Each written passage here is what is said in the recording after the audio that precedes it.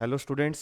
मैं दीपक नैन मां शारदे पावटा के ऑनलाइन प्लेटफॉर्म पर आपका हार्दिक स्वागत करता हूं। और जैसा कि आप जानते हैं, हमने twelfth class NCERT biology book से जो एमसीक्यू क्वेश्चंस की सीरीज स्टार्ट की थी, जो आपके जेट, नीट और ट्वेल्थ बोर्ड एग्जाम में काफ़ी बेनिफिशियल होने जा रही है।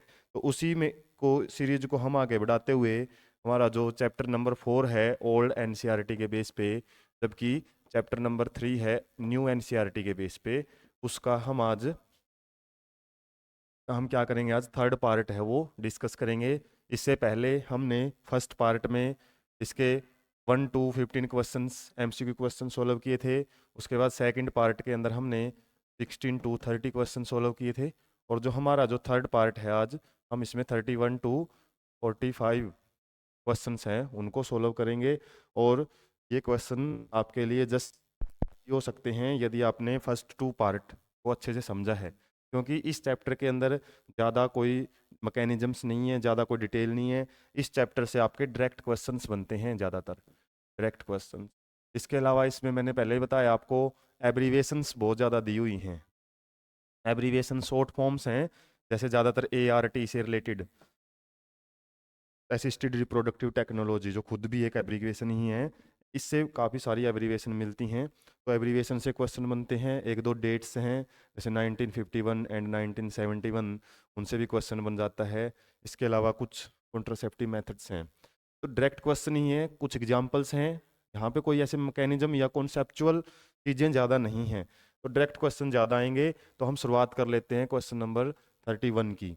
और 31 में आपसे पूछा हुआ है, टेबलेट्स को हम पिल्स भी बोलते हैं, ओरल पिल्स या टेबलेट्स, टू प्रिवेंट कॉन्ट्रासेप्शंस कंटेन। बस ये है कि पिल्स में ज़्यादातर आपके जो लिक्विड फॉर्म में भी आपको जो डोजेज हैं वो दी जा सकती हैं। टेबलेट क्या है, ये बस प्रेस्ड प्रेशर से क्रिएट की हुई क्या है, एक पाउडर्ड फॉर्म होती हैं। तो इसमें पिल्स और टेबलेट में इतना ही फ़र्क है, हालांकि दोनों को हम नॉर्मली टेबलेट ही बोलते हैं। तो क्वेश्चन क्या है, tablets to prevent contraceptions, contraception mean birth control. और बर्थ कंट्रोल मेथड हमने इस चैप्टर में काफ़ी पढ़ी हैं, जिसमें कुछ नेचुरल बर्थ कंट्रोल मेथड आ जाती हैं, नेचुरल। इसके अलावा बैरियर मेथड आती हैं, बैरियर मेथड। उसके अलावा इंट्रा यूट्राइन डिवाइसेस भी आती हैं। उसके अलावा ये पिल्स वगैरह आती हैं, टेबलेट्स या पिल्स। इसके अलावा सर्जिकल मेथड्स भी आती हैं, सर्जिकल मेथड्स। और कुछ इम्प्लांट्स पढ़े जाते हैं, इम्प्लांट्स। तो ये कुछ मेन मेन जो कॉन्ट्रासेप्टिव मेथड्स होती हैं, इसमें पिल्स से रिलेटेड आपसे क्वेश्चन पूछा हुआ है। तो पिल्स में बोला है कि क्या होता है, तो यहाँ पे हार्मोन्स के कुछ नाम दिए हुए हैं, FSH और LH। यदि आपको थोड़ा सा भी आइडिया है, ये क्या होती हैं, ये गोनेडोट्रोपिन हार्मोन होते हैं, गोनेडोट्रोपिन हार्मोन। और इन हार्मोन्स को कौन सिक्रीट करता है, pituitary gland. Pituitary gland secrete करती है, मेल हो चाहे फीमेल हो, ये पिट्यूटरी ग्लैंड से सिक्रीट किए जाते हैं। काम किस पे करते हैं, गोनेड्स पे। और गोनेड से फर्दर हार्मोन है वो सिक्रीट करवाते हैं। इसके अलावा फीमेल के अंदर oogenesis करवाते हैं, मेल के अंदर स्पर्मेटोजेनेसिस। तो ये तो हार्मोन हमारी बॉडी ही क्रिएट करती है, खासकर पिट्यूटरी ग्लैंड। जबकि जो प्रोजेस्टेरोन हार्मोन है, ये इस पिल्स के रूप में दिया जाता है। और इसकी फंक्शन क्या रहता है प्रोजेस्टेरोन हार्मोन का, इसका लेवल ओव्यूलेशन के टाइम, ओव्यूलेशन मतलब ओवम का जो रिलीज होता है, मेंस्ट्रुअल साइकिल में हम पढ़ते हैं, मेंस्ट्रुअल मेंस्ट्रुअल साइकिल के अंदर पढ़ा जाता है, 14th डे इसका हार्मोन का लेवल लो करके रखा जाता है। अब इसका लेवल यदि हाई हो जाए तो ये ओव्यूलेशन को ही रोक सकता है, ओव्यूलेशन को ब्लॉक कर सकता है। तो उस केस में यदि हम क्या करें, ये बाहर से इस हार्मोन को इंजेक्ट करवाएं बॉडी में, तो ये ओव्यूलेशन नहीं होने देता है, जिसकी वजह से क्या होएगा, कॉन्ट्रासेप्शन मीन्स ओवम ही रिलीज नहीं होगा, तो जाहिर सी बात है फर्टिलाइजेशन नहीं होती है। तो इसका आंसर क्या रहेगा, प्रोजेस्टेरोन हार्मोन रहता है इसके अंदर। इसके अलावा नेक्स्ट क्वेश्चन हम देख लेते हैं 32, the function of copper T. Copper T क्या करती है, कॉपर टी भी एक क्या आती है हमारी, IUD के अंदर आती है, intra uterine devices, intra uterine device में आती है IUD।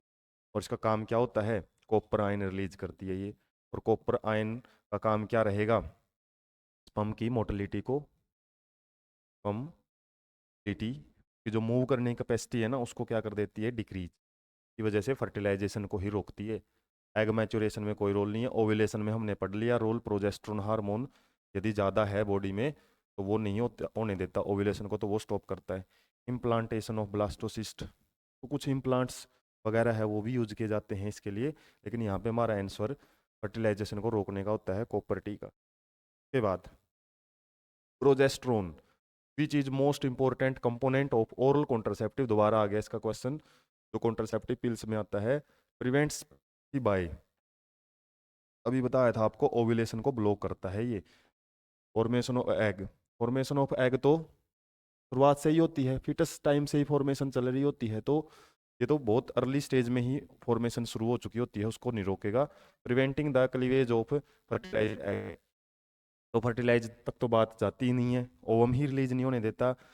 अनफेवरेबल कंडीशन को तो ये कॉपर आयंस वगैरह है वो क्रिएट करते हैं, इसके अलावा कुछ अदर कॉन्ट्रासेप्टिव मेथड है वो भी अनफेवरेबल कंडीशन क्रिएट कर लेती हैं यूट्रस में, स्पर्म है वो सर्वाइव ही नहीं कर पाता।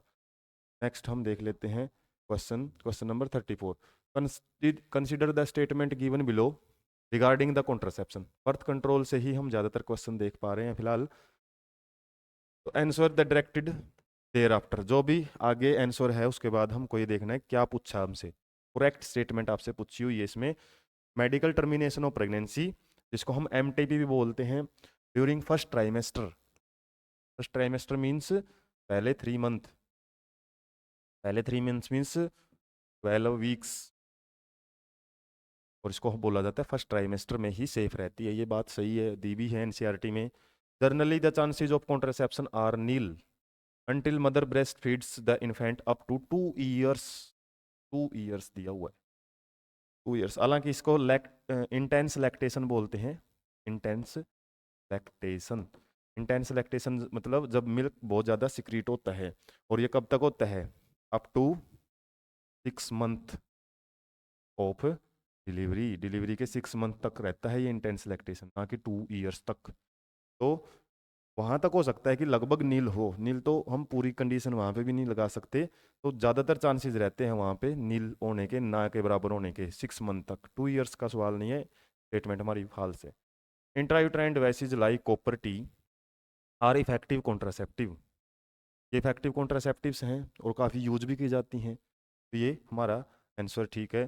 Contraception pills may be taken up to 1 week coitus to prevent contra, ये क्वेश्चन हमने इससे प्रीवियस पार्ट में भी डिस्कस किया था, लगभग 72 आवर्स, एक वर्ड हमने और क्वेश्चन आया था ये, 72 आवर्स के अंदर अंदर तक इफेक्टेड रहती हैं, मतलब ये लगभग 3 days तक ही इफेक्टेड रहती हैं कोइटस के, 7 days तक तो आगे जाइगोट की फॉर्मेशन में काफ़ी सारे क्लीवेज वगैरह आ जाते हैं, तो ये इफेक्टिव नहीं रहती, तो ये स्टेटमेंट हमारी डी भी फॉल्स है। तो यहाँ पे ए और सी हमारे करेक्ट हैं, तो हमारा सी ऑप्शन यहाँ पे ठीक रहेगा। उसके बाद नेक्स्ट क्वेश्चन देख लेते हैं, असिस्टेड रिप्रोडक्टिव टेक्नोलॉजी, जिसको हम आर्ट बोलते हैं, शुरुआत में मैंने बताया है, इसमें IVF क्या बताया था, सेकंड पार्ट में मैंने डिस्कस किया था इसके बारे में, क्या होता है ये, in vitro fertilisation, in vitro fertilisation means IVF, vitro means lab, lab के अंदर फर्टिलाइजेशन करवाई जाती है, फीमेल डोनर से तो स्पर्म लिया जाता है, या फिर मेल से स्पर्म लेंगे, फीमेल डोनर से ओवम लिया जाता है। डोनर मीन्स कई बार जो फीमेल है वो ओवम प्रोड्यूस करने के कैपेबल नहीं होती, उस केस में किसी अदर फीमेल से ओवम को डोनेशन से लिया जाता है, और ओवम और स्पर्म की फर्टिलाइजेशन करवाई जाती है कहाँ पे, लैब के अंदर, और लैब के अंदर फर्टिलाइजेशन करवा के जो भी जाइगोट बनता है उसको क्या किया जाता है, बॉडी के अंदर इंसर्ट करवाया जाता है। तो इसमें क्या है, इन्वॉल्व्स द ट्रांसपोर्ट, क्या करते हैं हम, ovum into the fallopian tube, ovum को तो नहीं ट्रांसफर करते, फर्टिलाइजेशन के बाद तो जाइगोट ही बनेगा, जाइगोट को ट्रांसफर करेंगे, zygote into the fallopian tube, ये बात ठीक है, zygote into the uterus, uterus में नहीं भेज सकते हम जाइगोट को, क्योंकि जाइगोट तो फैलोपियन ट्यूब में ही होता है, जब इसमें क्लीवेजीज आते हैं, क्लीवेजीज मीन्स जैसे डिवाइड करता है 2 सेल स्टेज, फिर 4 सेल स्टेज, फिर 8 सेल स्टेज, जैसे जैसे डिवीजन होते हैं, एनसीईआरटी में डायग्राम दिया हुआ है, ये ओविडक्ट से होता हुआ यूट्रस में आना शुरू हो जाता है। तो जाइगोट आपका कहाँ पे भेजा जाएगा, फैलोपियन ट्यूब में, जिसको हम क्या बोलते हैं ZIFT, zygote intra fallopian transfer. ये टेक्निक की जाती है IVF के बाद। Embryo with 16 blastomeres into the fallopian tube, fallopian tube में तो जाइगोट ही भेजेंगे। 16 वाली स्टेज में तो क्या किया जाता है, यूट्रस के अंदर ट्रांसफर किया जाता है, UT टेक्निक यूज की जाती है। फिर यदि हम ज़्यादा डेवलपमेंट करवाना चाहते हैं ना, तो UT किया जाएगा फिर, यूट्राइन ट्रांसफर। और फैलोपियन ट्यूब में हमको जाइगोट भेजना है तो गिफ्ट, और यदि गैमेट भेजना है, ओवम भेजना है, तो उसको क्या बोलते हैं, gift, gamete intra fallopian transfer. तो ये एक दूसरे से आपको थोड़ा सा ध्यान देना है कि कहाँ पे थोड़ी सी भी आपने मिस्टेक पकड़ ली ना, वहाँ से आप स्टेटमेंट निकाल सकते हो मिलती जुलती स्टेटमेंट से। A childless couple can be assisted to have a child through techniques called GIFT. अभी बात की है हमने, GIFT means gamete intra fallopian transfer. ये एकदम से आपके माइंड में स्टक कर जाना चाहिए उसी टाइम, और वहीं से इसकी फुल फॉर्म ही पूछी हुई है बस यहाँ पे। फुल फॉर्म से मैंने बोला था क्वेश्चन बन सकते हैं, तो गैमेट इंट्रा फैलोपियन ट्रांसफर ये आपका आंसर रहेगा। के बाद हमारा नेक्स्ट क्वेश्चन देख लेते हैं। Which of the following groups of contraceptives are included under barrier method. Discuss की थी हमने, कॉन्ट्रासेप्टिव मेथड होती हैं ये, और बैरियर मेथड में क्या किया जाता है, स्पर्म एंड ओवम को फिजिकली मीट करने से रोका जाता है, फिजिकली मीट से रोका जाता है ताकि वो मिल ही ना पाए। बैरियर मेथड मतलब रोकना। तो इसमें कौन कौन से हैं, तो एग्जाम्पल पूछे हुए हैं इसमें आपसे। तो इसमें IUD है, इंट्रायूट्राइन डिवाइस, ये बैरियर मेथड में नहीं आती है। इसके अलावा अगले में देखें, ये फिर IUD आया हुआ है। एब्सिस्टेंस है जो, वो किस में आती है, वो हमारी नेचुरल मेथड में आती हैं। पीरियोडिक एब्सिस्टेंस पूरा नाम, एब्सटिनेंस पूरा नाम होता है। इंजेक्शंस वगैरह है, ये भी बैरियर मेथड में नहीं आते। इसके अलावा कंडोम, डायफ्राम, सर्विकल कैप्स और वॉलेट्स ये आते हैं। कंडोम्स मेल और फीमेल दोनों यूज कर सकते हैं। डायफ्राम, सर्विकल कैप्स और वॉलेट्स ये किसके द्वारा यूज किए जाते हैं, मेल्स के द्वारा। तो ये बैरियर मेथड का काम करते हैं। इसके अलावा ये क्या होते हैं, रीयूजेबल, रीयूजेबल, जबकि ये क्या होता है, डिस्पोजल होता है एक प्रकार से। तरीके से आपको छोटी छोटी टर्म्स याद रखनी पड़ेंगी, तभी आप आंसर तक अप्रोच कर सकते हो। अब ये सर्जिकल मेथड इसमें दिया हुआ है, हमारा आंसर तो यही है सर्जिकल मेथड। ओरल कॉन्ट्रासेप्टिव ये पिल्स में आता है। सर्विकल कैप्स और वाल्ट्स तो चलो ठीक है, सर्जिकल मेथड तो एक अलग ही प्रोसीजर होता है, बैरियर मेथड में नहीं आता। यहाँ से हमारा आंसर बन जाता है। उसके बाद IUDS, इंट्रा यूट्राइन डिवाइसेज।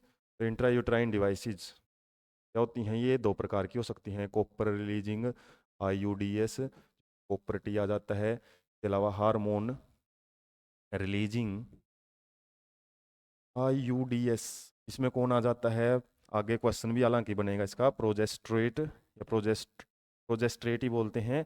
और एक LNG-320, ये दो हार्मोन रिलीजिंग IUD होती हैं। एग्जाम्पल आपको वही कंफ्यूज कर सकते हैं एग्जाम्पल, बाकी तो ये नॉर्मल बेसिक सी बातें हैं इस चैप्टर में। उसके बाद which of the following ions play important role, कौन से आयन ज़्यादा रोल प्ले करते हैं। आयंस तो हमने कौन से टाइप की मेटल पढ़ी है, कॉपर ही पढ़ते हैं हम, बाकियों का तो कोई जिक्र ही नहीं होता। तो कॉपर आयंस, जो कॉपर टी या कॉपर 7 ये रिलीज करते हैं, जो क्या करते हैं, स्पर्म की मोटिलिटी को रोक के फर्टिलाइजेशन के चांसेज को, फर्टिलाइजेशन चांसेज को क्या कर देते हैं, डिक्रीज कर देते हैं।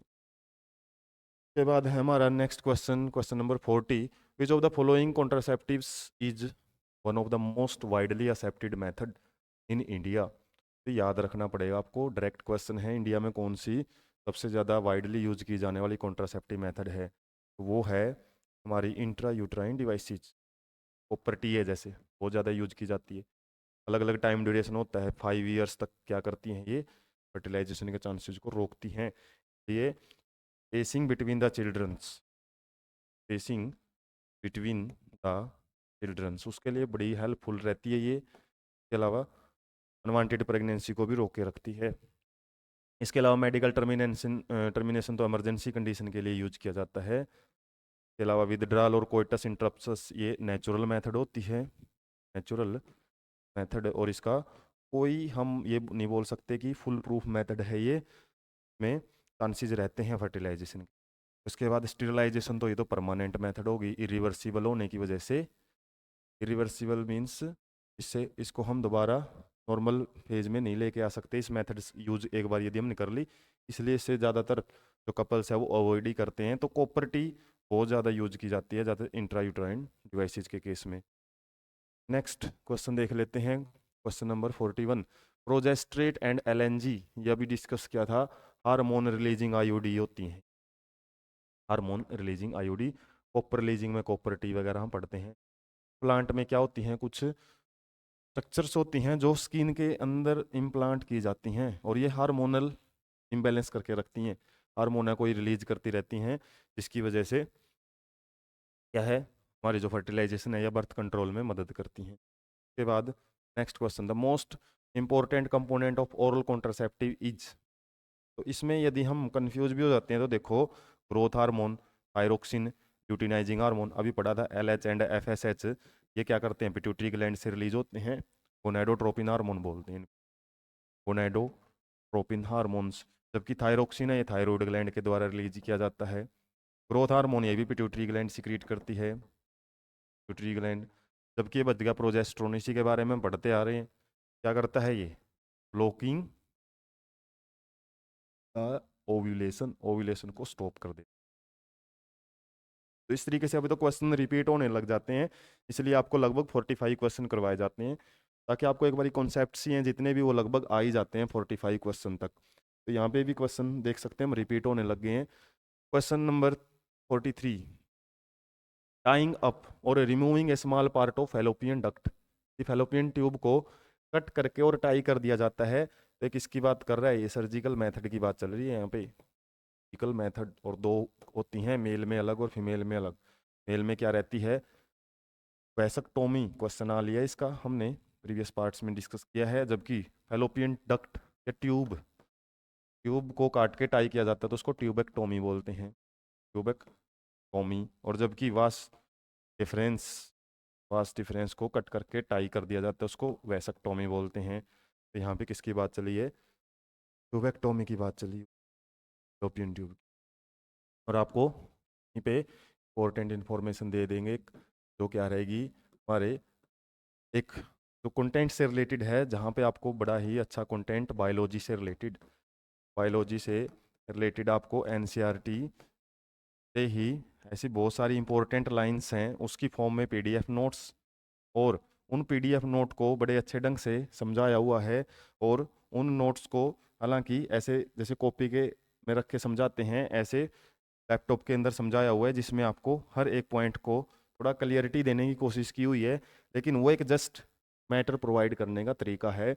इसके अलावा स्मार्ट बोर्ड पे जैसे आप देख रहे हो, हर चीज़ को एक्सप्लेनेशन के साथ भी हम, एक चैनल है जो आपको लोगों के अंदर दिखाई भी दे रहा है, बायोलॉजी बाय दीपक नैन, इस चैनल के साथ भी आप कंटिन्यू रहें। क्योंकि अब यदि आपका फ़िलहाल आप हिंदी मीडियम से हैं या फिर इंग्लिश मीडियम से हैं, जैसे एग्रीकल्चर के बच्चे हैं जो हिंदी मीडियम से हैं, लेकिन वो जब BSc करेंगे तो वहाँ पे आपको इंग्लिश मीडियम से चीज़ें ही कैप्चर करनी पड़ेंगी, और इंग्लिश मीडियम वहाँ पे फिर आपके पास इसके अलावा ऑप्शन रह नहीं जाता है। इसलिए आप थोड़ा थोड़ा करके इंग्लिश मीडियम से रिलेटेड जो कंटेंट है उसको भी थोड़ा थोड़ा करके समझने की कोशिश करें, उसको भी थोड़ा आप पढ़ने का ट्राई करें, ताकि आगे आने वाले टाइम में BSc या MSc में आप हिंदी से इंग्लिश की तरफ जाने में आपको ज़्यादा प्रॉब्लम ना हो।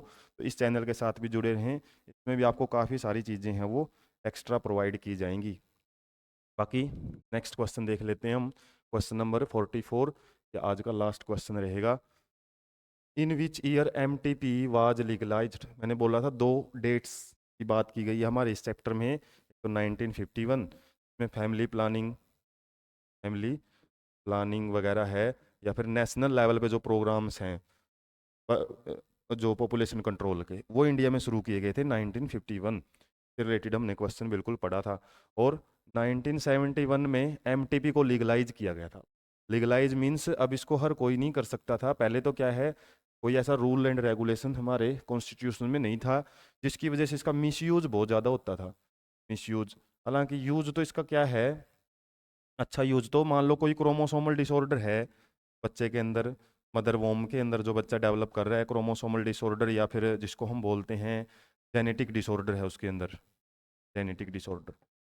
और वो जेनेटिक डिसऑर्डर इतना खतरनाक है कि वो यदि पैदा हो भी जाता है बच्चा तो वो पूरी जिंदगी भर परेशान रहेगा, और फैमिली को भी लगभग क्या करेंगे हम, बड़ी प्रॉब्लम में ही रखेगा। तो इसलिए कोशिश की जाती है कि उस बच्चे को वहीं पे फिर क्या किया जाए, उसका मेडिकली टर्मिनेट किया जाए, मतलब उसको एबॉर्शन एक टाइप से मतलब बोल सकते हैं कि प्रेगनेंसी से पहले ही उसको किल कर दिया जाए, ताकि क्या किया जाए फिर वो आगे आगे नॉर्मल लाइफ वो सरवाइव कर भी नहीं पाएगा।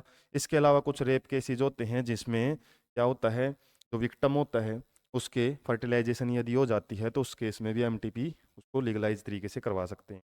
लेकिन इसका मिसयूज क्या था कि फीमेल फिटिसाइड्स हैं, जो फीमेल फिटिसाइड्स उनकी ज़्यादा केसेस मिलने शुरू हो गए, मतलब जो फीमेल फिटिसाइड्स में जो गर्ल्स का यदि पता लग जाता था, सेक्स डिटर्मिनेशन भी हो जाता है इस मेथड से।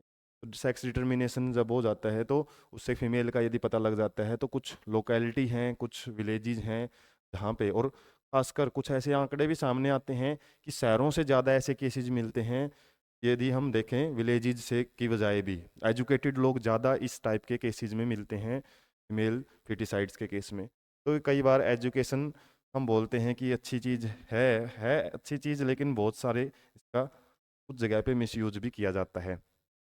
तो एजुकेटेड लोग भी कई बार इस केसेस में मिलते हैं। तो फीमेल फिटिसाइड्स को रोकने के लिए फिर इसको 1971 के अंदर लीगलाइज किया गया। उसके बाद लास्ट क्वेश्चन रहेगा हमारा इस चैप्टर का और आज के सेशन का भी। Question number 45, MTPs are considered relatively safe during the weeks of pregnancy. कितने वीक्स ये मैंने डिस्कस कर लिया। वैसे फर्स्ट ट्राइमेस्टर रहता है लगभग, फर्स्ट ट्राइमेस्टर, और फर्स्ट ट्राइमेस्टर मीन्स 3 मंथ्स तक।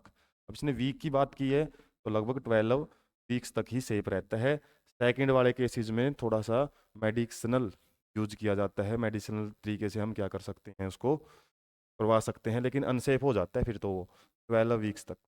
तो ये फिक्स नहीं है कि हमने जो ये क्वेश्चन 45 तक ही रखे हैं, आगे भी अपडेशन इनकी हो सकती है, पार्ट आपको और भी ज़्यादा इनके मिल सकते हैं। तो फिलहाल तो हम 3 पार्ट्स में ही चैप्टर्स को डिस्कस करेंगे। बाकी इसके बाद वाला जो नेक्स्ट चैप्टर रहेगा वो प्रिंसिपल ऑफ इनहेरिटेंस में मेंडल के बारे में हम, उसमें से काफ़ी इंपॉर्टेंट क्वेश्चन आपको इसके बाद वाले जो पार्ट्स हैं उनके अंदर पढ़ने को मिलेंगे।